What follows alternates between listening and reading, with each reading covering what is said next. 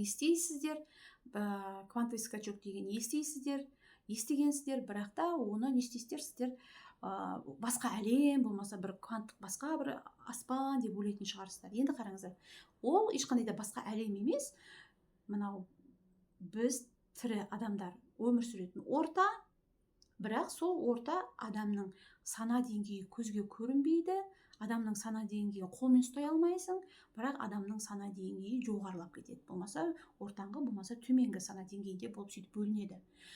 Сол кезде мына адамның сана деңгейі жоғарылап кеткен кезде, мына жер бетінде 3D санада адам өмір сүріп жүреді ғой. Сол кезде мына адамның сана деңгейі өсіп кеткен кезде, көп нәрсені түсініп, оқып, естіп, жүрегімен сезініп, бойынан өткізген кезде бұл квантовый скачок болады. Бірақ жер бетінде бірге өмір сүріп жатыр. Мысал қараңыз. Көз алдыңызға елестетіңіз. Автобусты алайық. Автобустың ішінде мысалы 20 адам ба 30 адам тұр. Бәрі бір тұр. Бірақ та соның 90 адамы, 90% 3D санада өмір сүреді. 10% ғана квантовый скачок жасаған санасы жоғары адамдар. Мысалы деп атырмын да, тура солай жер бетіндегі адамдардың бәрі бірге бір өмір сүріп жатырмыз. Американ болсын, Қытай болсын, Өзбекстан болсын, Монғолия болсын, Сингапур болсын, бәрі, Малайзия болсын, бәріміз бір деңгейде өмір сүріп жатырмыз. Бірақ квантовый скачок деген сөз біздің сана деңгейіміз көзге көрінбейді, қолымызбен ұстай алмаймыз, бірақ сол өсіп кеткен кезде, жоғарылай берген кезде, ақырындап жоғарылай береді ғой. Жоғарылап кеткен кезде адамда квантовый скачок болды деген сөз. Енді қараңыздар. Әлем бойынша, міне 3D матрицада, 3D әлемде адамдар 70% адамдар өмір сүреді. Квантовый скачок адам санасы өскен кезде 20% өте аз адамдар әлем бойынша өмір сүреді. Енді қараңыз. Квантовый скачок дегеніміз не? Квантовый скачок дегеніміз, сіз просто, мысалы, мені тыңдап отырсызда, бір нәрсені ұқып қалдыңыз. Бір нәрсені санаңыз, түсіндім деді ма, болды. Уже квантовый скачок, кішкене квантовый скачок болды. Санаңыз уже неврон істеп кетті, бір неврон оянып кетті де, бұған дейін түсінбей жүрген бір ақпаратты түсініп қалған кезде, түсіндім, болды деп ойлаған кезде, сол неврон префронтальный кора мен рептильді ми деген бар бізде, оянып кетеді де, невронды оятып жібереді де, сен тағы да түсіну үшін тағы бір ұстазды жібереді. Болмаса тағы бір ролик көріп қаласың. Болмаса тағы бір өміріңде сондай бір ситуация адамдарды көріп қаласың. Түсінікті ме?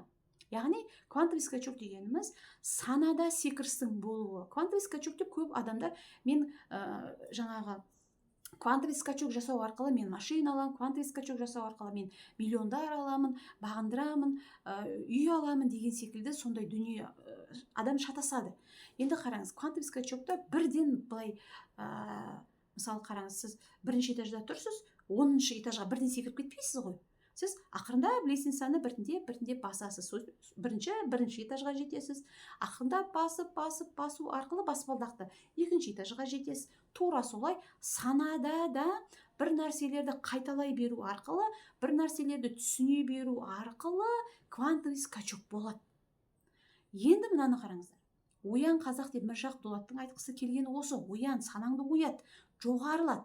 Абай атаның өзіңмен алыс өлгенше деген бүткіл Шәкәрім атаның да өлеңдері, Абай атаның өлеңдері осы қазір тренд сөз квантовый скачок деген, бірақ сол кездегі квантовый скачокты сол кезде өздерінің замандарында айтқысы келді. Яғни адамдарға айтқысы келгені ол аталарымыздың санаңды бір жерде тамақ, жұмыс, үй, той, кредитті беру деп бір жерде жүре берме. Қандай жұмыс істесең де, шахтада жұмыс істесең де, жер астында жұмыс істесең де, жарты сағат болсын, 20 минут болсын, санаңды көтеретін бір нәрселермен айналыс деп айтқысы келеді. Такси айдайсың ба? Біреулер айтуы мүмкін, мен такси айдаймын, маған не кірді деуі мүмкін. Біреу айтады, мен баламен үйде отырмын, маған не кірді дейді. Біреулер айтады, мен дүкеншімін, базарда тұрмын, маған не кірді деп айтатындар бар. Біреулер айтады, мен мұғалім, маған қайда не кірді, уақытым жоқ дейді. Біреулер айтады, дәрігермін, маған не кірді дейді. Квантовый скачок ақталуды қаламайды, яғни қабылдамайды.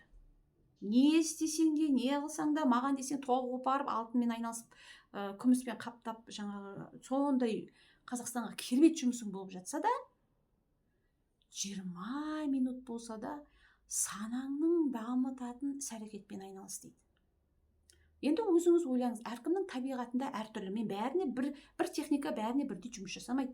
Біреулер айтады, менің санам оянады, егер де мен мынаны істесем дейді. Оны өзіңіз білесіз. Сіз талай рет алғансыз, ол курстан да алған шығарсыз, ютубтан көріп қалған шығарсыз, бір ұстаздар айтқан шығар, білесіз. Әркімнің өзінің бір жақсы көретін дүниесі бар. Мысалы, мен сіздің санаңызды ояту үшін кітап оқы десем, біреулер кітап оқуды ұнатпайды. Сіз ұнатасыз, ал ана кісілер ұнатпайды. Сол үшін әркім өзінің санасын көтеретін бір нәрсемен айналысу керек. 20 минут, күніне 20 минут. Ақырындап, аздап жасалған 20 минут тамшы санаңда үлкен мұхитқа әкеліп соғады.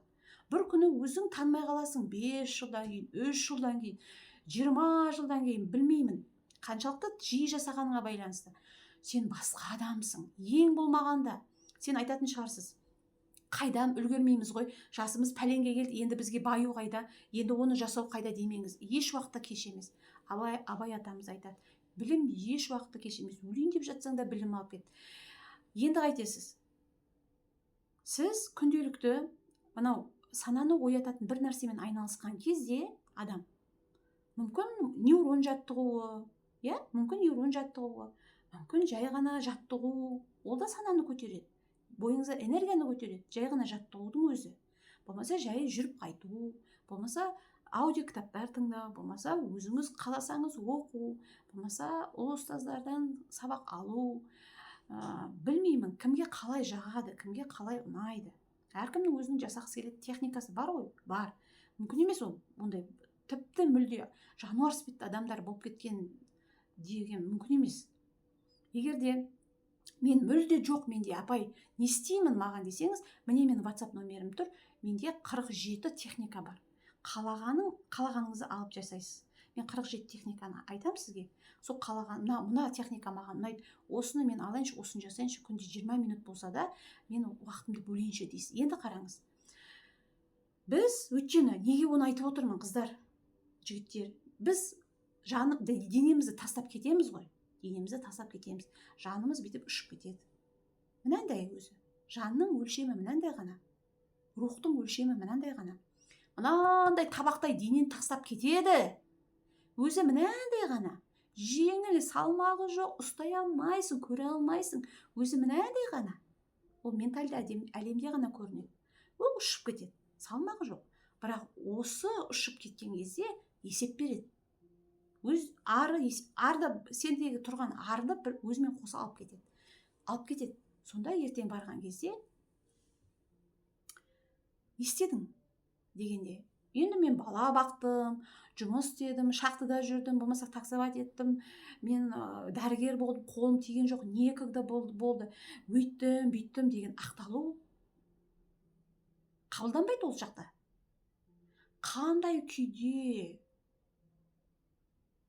Қандай күйде сен өмір сүрдің, тура сол күйде оянасың дейді киелі кітапта. Қандай күйде өмір сүрдің, мына жақта да тура сол күйде ораласың дейді. Біз қандай күйде болдық? Мына денеде. Қызғаншақ, қорқақ, бәрін обсуждать ете беретін, бәрін сөйлей беретін, бәрін әңгіме қылатын, комментарияны өлтіретін, прям аңдып отырады, кім ажыраспады деп. Уақытты сондайға жұмсайтын, жұмысқа барып келетін, бастығынан қорқатын, қорқып өтіп әйтеуір күннің қалай өтіп кететінін білмейді. Қашан пятница болады екен, қашан отпускіге шығады екенмін деп, жаңа амал жоқ істеп жүрген жұмысы бар. Кредитін ойлап жүрген ол бар. Сен ойлай берсең, ол будто бір неғып кететіндей, өтеліп кететіндей. Жанжалдасып баласымен жүрген уақыт, Алла Тағала айтады, мен саған не зат бердім дейді. Не зат бердім дейді. Сонда адам айтады екен, маған ақыл бердің, маған сана бердің. Сонда айтады екен, сен ақылыңды қайда жұмсадың? Санаңды қайда жұмсадың? Рахмет, Салиха. Сонда адам Алладан бір күн сұрайды екен. Я Аллам, маған бір күн берші. Осы бір күн берсең, мені қайтадан оятшы. Мен басынан аяғына дейін саналы түрде сол күнді әдемі өткізуге тырысам. Өтініш, мені бір күн оятшы деп адам сұрайды екен. Ол мына Ихсан кітабында жазылып тұр. Оны алып оқысаңыздар болады. Міне Ихсан кітабында жазылып тұр. Сонда Алла Тағала айтады екен, кешір пендем, кеш, өте кеш, мен саған бір күнді бере алмаймын.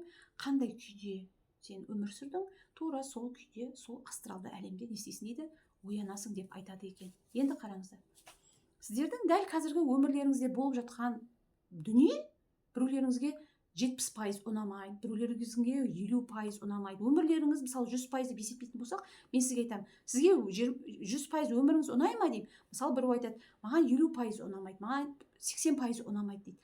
Сосын айтамын, қалған 20% қайда? Енді 20%-ын өтіп кетіп мазасыздық маған бар, менде өмірімде мазасыздық маған ұнамайды. Менің өмірімде қорқыныш бар, бірақ маған қорқыныш ұнамайды. Менің өмірімде қызғаншақтық бар, мен қызғанам, сол бірақ ұнамайды, бірақ қызғаншақтығымды жеңе алмай жүрмін. Менде өмірімде асығу бар дейсіз, жаңағы жанталасам дейсіз, бірақ сол түсім ұнамайды дейсіз. Мен ұйқыбаспын дейсіз, ұйқыбастығым ұнамайды дейсіз. Жалқаулығым бар дейсіз, жалқаулығым ұнамайды дейсіз. Көре алмайтын қасиетім бар, бірақ ешкім білмейді, бірақ ішімде бар, мен білем, мойындай, мен көре алмайтын қасиетім бар дейсіз. Әркімге әйтеуір бір нәрсесі ұнамайды. Енді қараңыз, бір сізге керемет дүние айтайын, жаңалық айтайын. Ол жаңалықты естігенде алдын ала кешірім сұрайын. Бұл ғылыми дәлелденген дүние, сондықтан да өзіңіз мойындасаңыз болды, маған мойындамай ақ қойыңыз. Бірақ іштей мына квантовый скачоктың бір несі, фишкасы, ең бірінші мойындау. Адам мойындағанда ғана өзгеріс болады. Мен мына жерде сіздер жария қылмаймын, әркім өзінің іштей біліп отырсын, мен бір дүниені айтамын. Айзере, маған нені әкеліп берші, зарядканы. Қазір сабақты бастаймыз. Назарларыңыз мында болсын.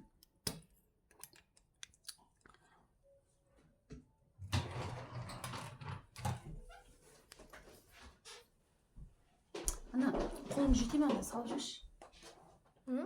Мына неге астына қолың жете ме? Кері байланыс беріп қойыңыздар, қыздар. Егер де сіздерге түсінікті болып жатса,